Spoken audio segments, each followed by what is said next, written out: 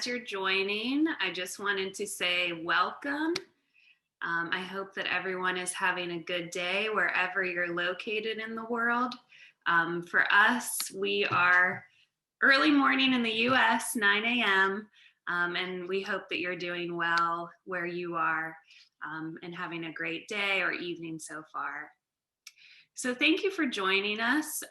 We are going to discuss in this webinar today how to submit a strong application. We are from the International Admissions Office at Duquesne University in Pittsburgh, Pennsylvania, US. And my name is Megan Evangelist. I'm the Assistant Director of International Admissions. And my name is Mike Burke, and I'm the Director of International Student Services. So in my position, I oversee undergraduate admissions, the immigration piece, and the student recruitment piece. Great, thanks, Mike. So we're going to go ahead and get started by talking about the application process.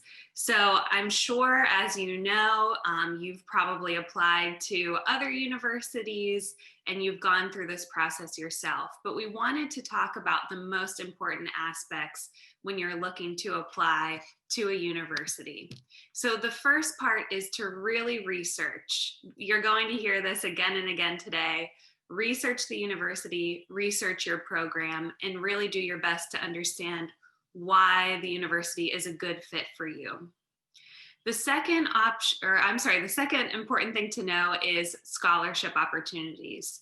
So a lot of the times students just apply and they don't really know what's available to them, but it's good up front before you even apply to understand what the university can offer you, as well as outside scholarship, which we'll be talking about today. Also, make sure that you give yourself enough time to prepare. So speak with your teachers, your professors, your coaches, your advisors. Make sure that they have time to write you a recommendation letter.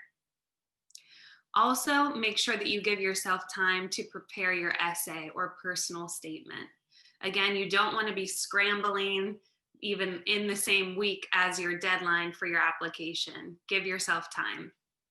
Also, make sure that you're preparing for tests. If you're a graduate student, it's likely that you're going to need to take the GRE or another pre-professional test like the LSAT or the GMAT. If you're an undergraduate student, if the school requires SAT or ACT, make sure you have time to prepare. Some schools are test optional, so again, you would learn that in the research process of your university. And then typically universities are giving you the admissions decision via email. So most universities will send an email to you that says there's been an update in your application portal, and that's where you would log in to find your admissions decision. So I just wanted to give you a visual of what the Duquesne's application portal looks like. Some of you may have already seen this, but I just wanted to show you. You would go to apply.duq.edu/apply, and you would be a first-time user if you haven't been in the application portal. So you would go in and create an account. Now, once you are in an application portal for a university, you do not have to have all of your documents at the time. You can go in, you can start the application, you can save it and return to it. So it doesn't have to be high stakes that you're going in and you have to have everything done in one sitting. Know that you can go in and return to your account to add materials, add new information, and then submit it. Okay, so important materials that you'll need for your application. Make sure that you are getting an official transcript from your university or from your high school, depending on your level of study, and we'll talk a little bit about that.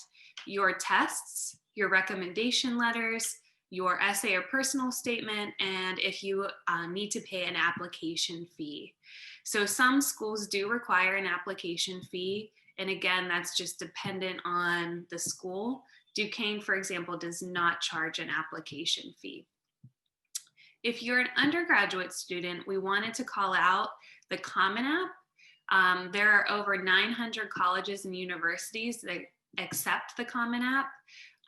So you would go into commonapp.org, put in your application, and then you're able to apply for numerous universities through the Common App.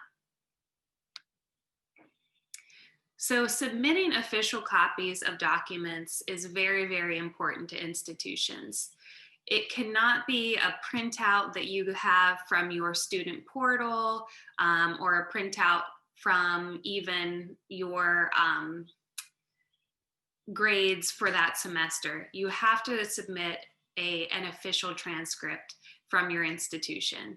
So typically this is a transcript that is stamped and signed by your registrar, making sure that that is scanned appropriately and sent. Universities in the US will send transcripts directly from the university to your next institution. And if your university or institution does do that, I would recommend that they send the transcript directly to the schools that you're applying to. Some schools you'll find in your research do require some sort of transcript evaluation, such as WES evaluation or SpanTran. Just look into that in your research to find out, does my program require a transcript evaluation?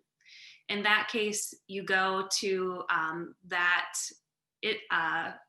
credential evaluation website, you give them your information, you give them your transcripts, and they typically will translate them into English and make sure they're doing your GPA conversion or your course by course conversion for you.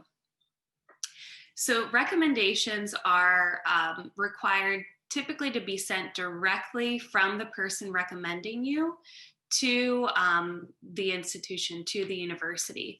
So making sure that there's a professional or a school email tied to that recommendation to make sure that it's official is important. So some recommenders will put in that they have a Gmail account. If they have an account for their institution that is .org or .edu, that's even better to include that professional email.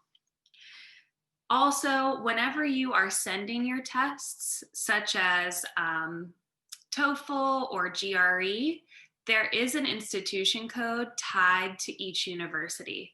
So even if you go to Google and search Duquesne University institution code, you'll see the code 2196 come up. So typically whenever you go to your exams like the GRE, they'll say, we can send these scores for you for no cost. You can put in Duquesne University, put in that institution code, and they'll send the scores directly to us. Okay, so recommendations. At Duquesne, these are very important. Each graduate department reads these recommendation letters. We in international admissions for our undergraduate students read these recommendations. So it's important that the person that's recommending you really knows you and can speak to your strengths. So we said before, make sure it's a teacher, a coach, an advisor, someone who really knows you. They can talk about your improvement, how you've overcome an obstacle. They can also highlight any roles that you've played in your current school or community. This is a great way to showcase things that you've accomplished. And then sometimes if you're applying for a specific program and you have background in that program, asking a teacher in that subject area to write your recommendation gives more weight. So for instance, if you're going into biochemistry, ask one of your chemistry professors or teachers to write that recommendation letter to speak to your ability in that subject area. Also, give time to that person. So I always ask for a recommendation letter at least 1 month in advance. Give them a deadline to say this needs to be done by this date. So you have a lot of time leading up to make sure those recommendation letters are submitted and there's going to be no issue. Personally, I like to give the person who wrote a recommendation for me a small gift to thank them, or take them for coffee if I can, just to say thank you for their time. Okay, so for personal statements or essays, you'll see on university websites, they could be called either. And basically, it's the same thing. It's an essay where you're able to talk about yourself and set yourself apart from other applicants. So introducing yourself, making sure you're talking about personal experiences that are unique to you is important. Also, making sure that you are telling the university why you're interested in studying there specifically, why you're in the field, any relevant experience you have, what you're interested in doing on campus, if you're interested in research, and then some goals for the future. So what you want to do after graduation. On our side, and I'm telling you a non-example, a bad example, we see students go and they just take Duquesne University, they remove it and they plop in another university's name. We don't like to see that. We can tell that it's generic or it's not unique to Duquesne. And we don't want you to just go in and change the name of the university. We want to see that specifically you're looking at the program, you're looking at the university, and that you're able to show why it's a good fit for you. So spend the extra time in your essays. I know it's a lot of work. It's a lot of time to do them, but it is worth the effort because people really do read them. Okay, so just as an example, the essay for Duquesne University is typically 250 to 300 words, answering the following questions, and includes examples of research, shadowing, or volunteering experiences. So the university wants to know what is unique about you, why have you chosen this program, how will Duquesne help you to achieve your academic, personal, and professional goals, and what are your reasons and motivation for attending the program, in addition to any specific research topics of interest. But I also wanted to point out that not every program asks for the same essay. So for instance, in this case, our graduate business school, when you're looking at the professional MBA program, the Master's in Analytics and Information Management, and the Master's in Supply Chain Management, ask for a different essay. So they're giving you two different prompts that they would like you to answer for their essay. So the first prompt is, please provide a summary of your academic and professional background, current career endeavors, motivation for pursuing a graduate business education, and future career goals. And the second is, the Palumbo-Donahue School of Business is in the business of difference making. Explain what this means to you and how you would contribute to this goal as a student and eventually as an alumnus or an alumna. So you can see how different generic essay would be from something like this. So make sure that you're paying really close attention to the program's requirements as well as the university's requirements. Okay, and I'm going to turn it over to my colleague, Mike, to go through the application materials. Thanks so much, Megan. And I just want to let our audience know as well that as we go through these remaining slides, if there are any questions, you can feel free to type them into the chat, and we will leave time at the end of the presentation to address any questions you might have. So let's look at submitting or a checklist for undergraduate application materials. First of all, a complete application. I know at Duquesne, while you can go in to your portal after you've originally set up an account and bit by bit add pieces, your application will not be reviewed until it is complete. So time is a little bit of the essence. There is time to go back in and amend and add documents to your application, but please be aware that like most universities, complete applications are required for review. Official transcripts from your high school and a diploma if you've graduated. Usually at Duquesne, at least, what we're looking for is a secondary GPA of 2.5. preferably a 3.0, but we will consider everything 2.5 and above. English language proficiency for direct entry. So at Duquesne, what we're looking for is a 70 TOEFL or a 6.0 IELTS. We'll also accept Duolingo and PTE academic, or in the application process, you are allowed to apply for an English waiver. This is if you do not have a test score, but you have some other reason why you think your English language proficiency is sufficient. And I have a slide coming up in a couple where I'll talk a little bit more about that rationale for English waiver. And finally, if you have taken an SAT score as an undergraduate, a 540 or above on the SAT verbal will allow you to enter directly into the university.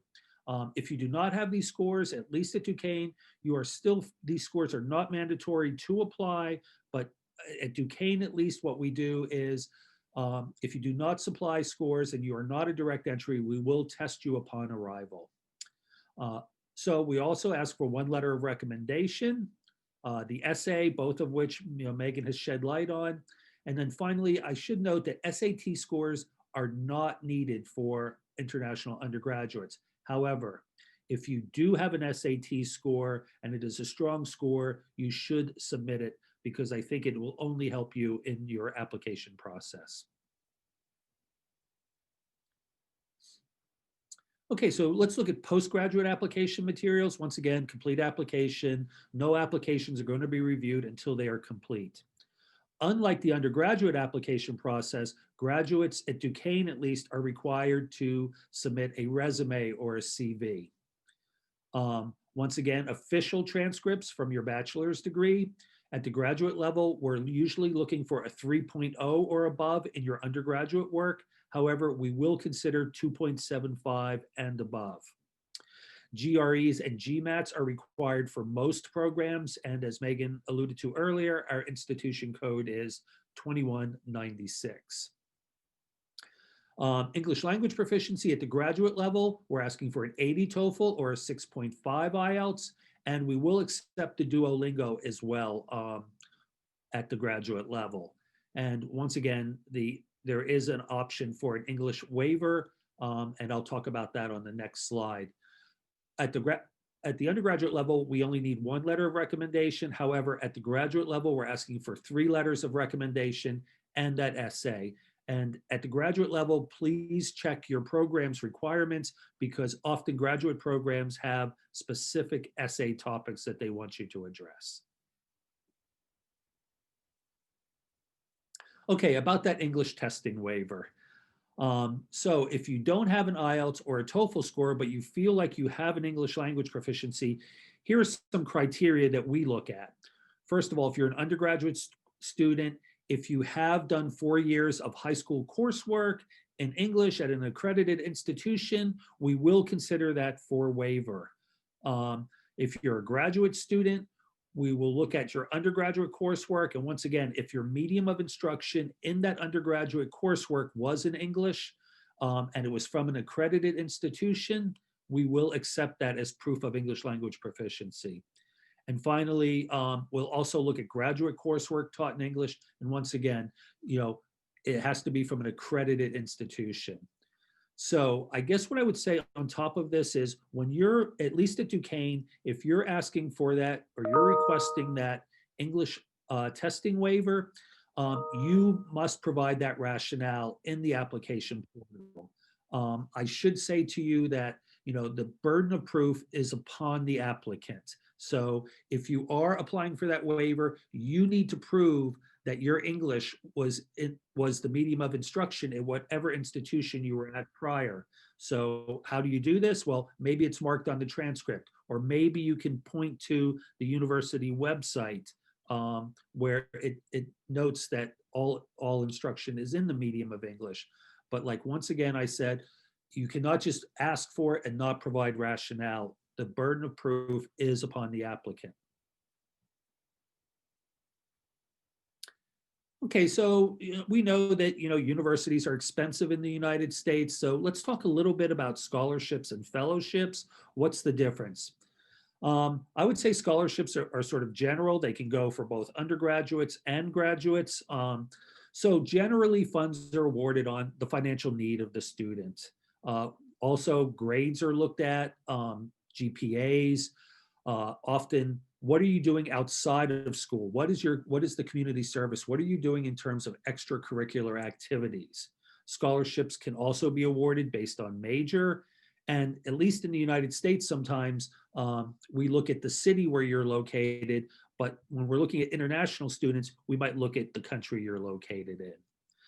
So I know at Duquesne as well, just to add a couple points to this, we also look at your essay and your recommendations when we are deciding upon scholarship awards for international students. So as Megan emphasized, the essay is really important. Take your time, be thoughtful. Generally at Duquesne, what we tell people with the essay is, why are you studying what you're going to study? And once you get your degree, how are you going to make, your community, your country, or the world a better place? So fellowships generally are awarded to graduate students, and they're awarded for the purpose of professional or career development. So this could include study in a specific field, advancing research work in a particular issue, or developing community-based initiatives. But generally, fellowships are awarded for graduate students. Scholarships, on the other hand, can cover both undergraduates and graduate students. Okay, application deadlines. So at Duquesne, we generally operate for most programs on a rolling admission deadline. So as we receive applications, we read them and we make decisions. Students can apply at any time.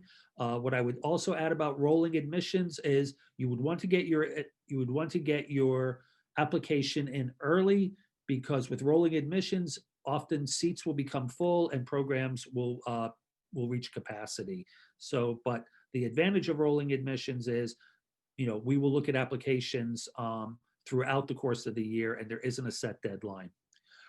Early decision. So early decision is a binding agreement between you and the university. And this usually entails the applicant submitting their application around sometime in November, and then that applicant will be told of an admissions decision in December. So once again, this is a binding decision between the university and the applicant. However, if there is a financial issue after that, that can permit the student, that does not permit the student to attend, that agreement can be broken. Early acceptance applications in fall, students usually receive a decision in January or February. Unlike early decision, early acceptance is not a binding agreement. And finally, set deadline. There are programs, especially programs that are highly competitive with limited capacity, and they will have set deadlines. This is a specific deadline after which point no applications will be reviewed. All applications are considered as a group, and they're usually rank ordered in terms of strongest applicant getting an admission offer.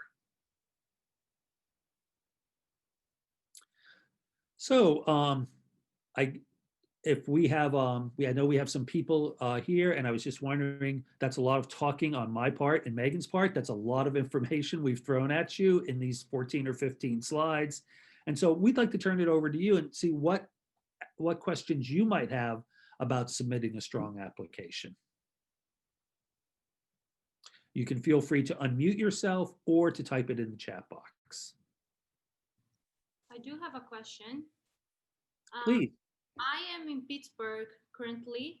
I am at CCAC. So does that apply to me? Yes. So transfer students do go through the same process. The admitting process is a little bit different, but the application process is pretty much the same. I know at Duquesne University, we do have an agreement with CCAC for certain schools, and I would advise you to look into that at CCAC, or feel free to reach out to us directly, and we'll be glad to guide you through that. Okay, yeah, I guess my question would be, because I am foreigner, but I'm here. So do I apply as international student or like in-state? Yeah, that's a great question. So what I would say to that is, what is your current visa status? Um, well, I have a O3 visa. Okay, yeah, I'm not sure, but we'll leave you our email, and if you want to write us after this, we'll be glad to look into that. Usually, students with F1 visas will usually come through the international office. Um, so I'm not completely positive about your visa status, but please, the slide after this will leave you with some contact information, and please reach out to us directly and give us some specifics, and we'll be glad to tell you whether you'll come in as an international or as a domestic student. Megan, did you have anything about that? Sure. Yeah, I actually put my email address into the chat. It's evangelistm@duq.edu. So just send me an email when we get off today, and I can look into your situation. And also, there is a CCAC transfer guide that I can send you that helps to at least look at what classes you've taken at CCAC and what could be transferred over to a university. Okay, Mike, we have another question Yeah. about scholarships. Are they competitive, and have you any opportunities for scholarships? Well, I guess my general answer is scholarships are always competitive. So what I would tell you, at least in terms of international students at Duquesne, at the undergraduate level, we scholarship students directly through our office at the Center of Global Engagement. So the scholarship range for international students through our office is between $5,000 and $20,000 a year. This carries throughout the course of your 4 years of study if you're an undergraduate student, as long as you're making satisfactory academic progress. What we look, and the criteria that we talked about earlier, we look at your GPA, we'll look at test scores, we look at your essay, we look at your recommendation letters, and we'll look at financial need as well. So in addition to that, we also provide all international students with a $4,000 housing supplement award. There is no separate application for that. If you are accepted, you are automatic and going to be living on campus, you're automatically awarded the $4,000.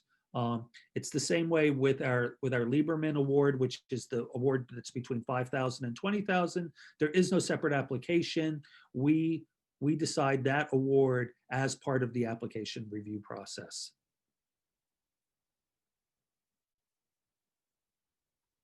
Thanks, Mike. And I also wanted to share too, for students who are looking at graduate programs, at Duquesne at least, there is some opportunity for scholarships because there are certain programs that will offer you a 25% tuition scholarship.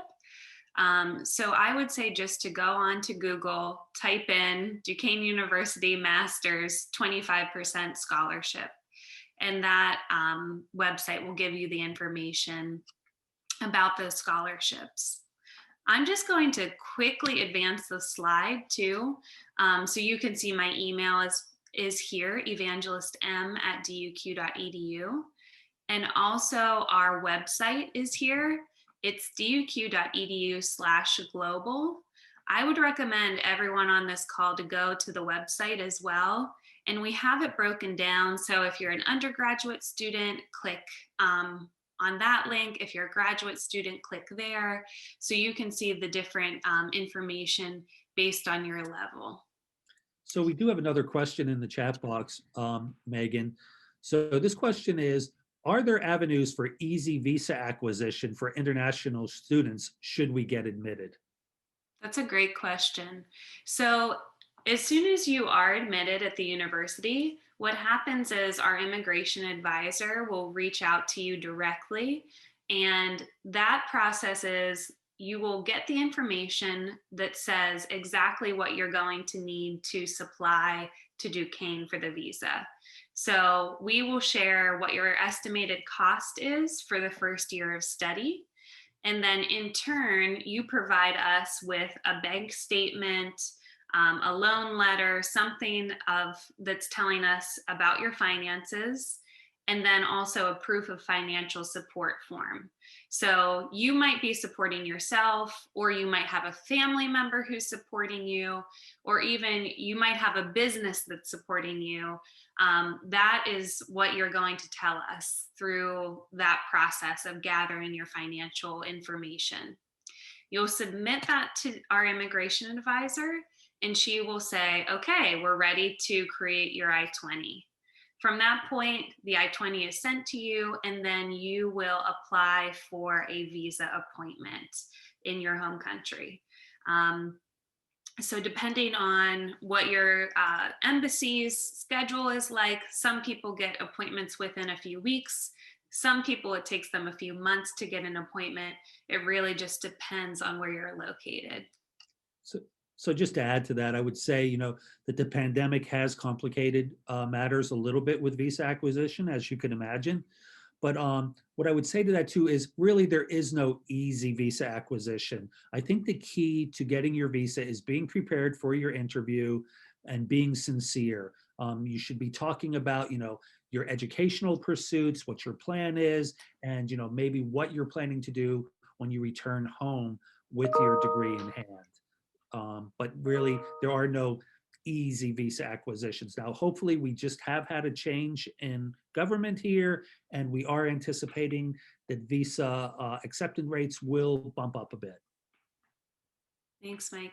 We have another question in the chat. The student said, I'm going to apply to the graduate philosophy program at Duquesne, but the student does not have a philosophy background. So what can the student do to make the application strong? Okay, so the first thing I would say about that is our philosophy department here is excellent. So yeah, it's a really good, robust program, and it has a lot of international students in it, to be honest. So in our office, as I said at the outset, we only make admission decisions on undergraduate applicants. Graduate applicants are handled by specific graduate departments. So Duquesne, not unlike many other universities, the graduate decisions are made at the graduate level. My recommendation to that is to reach out directly to the philosophy department. And once again, if you are able to write us, we will give you a connection to the philosophy department if you don't already have one. And I would talk to them about even before you submit your application, talk to them about, what your background is and if you'll be a fit for their philosophy department.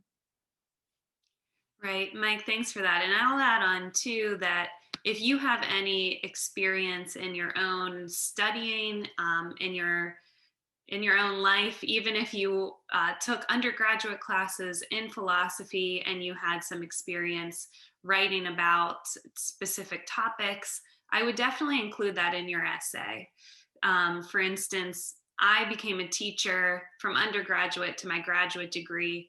I had taught in different school settings and tutoring settings, so I made sure I included that information in my essay. Even though my undergraduate degree was not education, I had some experience. So make sure you're sharing that experience in your essay because the department will read it. Also, a part of that question was, are there any teaching fellowships available at Duquesne? So there are teaching fellowships available, especially at the graduate level. And once again, that would be probably as part of the application process. If you are admitted, those kind of determinations are made during admission. So once again, that's a really good question that you should reach out to the philosophy department here at Duquesne. The philosophy department is located in our College of Liberal Arts, and that is a really good question that you should be asking the department. But yes, in general, teaching fellowships are available, especially at the graduate level. Thanks, Mike. Yep. Any other questions out there? Those are all really good questions. Thanks, everyone. But do we have any other questions?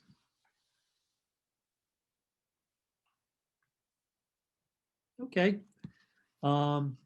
I know I would just really like to thank you for, whatever time it is where you're located at, for joining us this morning. And thanks so much. If you have any questions, once again, please reach out to us. And I'm going to hand it back over to Megan. Yes, I second that. Thank you so much for being here and taking the time to learn a bit today. We are here to help you. That's our whole job. So you're not bothering us. Reach out to us directly, ask questions. Like Mike said, if it's not something that we are closely connected to, we know the person that we should be introducing you to. So we can do those introductions via email and help you to get your questions answered. So thanks everyone for joining us. We hope you have a great day and we'll see you again soon.